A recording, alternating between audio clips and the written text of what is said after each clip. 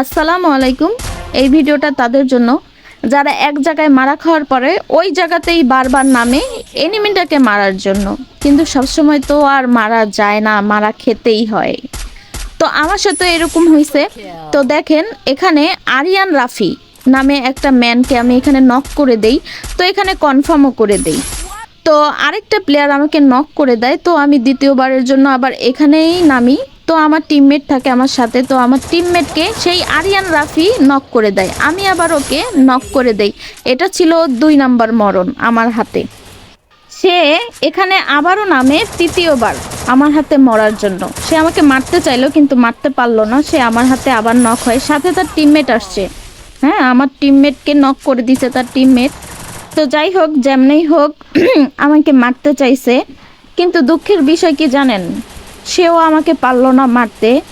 এক জায়গায় 3বার নামছে, তারপর আমাকে মারতে পারে নাই। আমি ওর টিমমেটকে আবারও নক করে দেই। এবার চলেন আপনাদেরকে একটু আকাশ দেখাই। ওই দেখেন, আকাশ থেকে কারা নামতেছে দেখতেছেন? ওই যেই 2টা ব্যক্তি আমার হাতে মারা খাইছে না, তারা আমাকে মারতে আবারও এখানে নামতেছে। এটা ছিল 4র্থবার।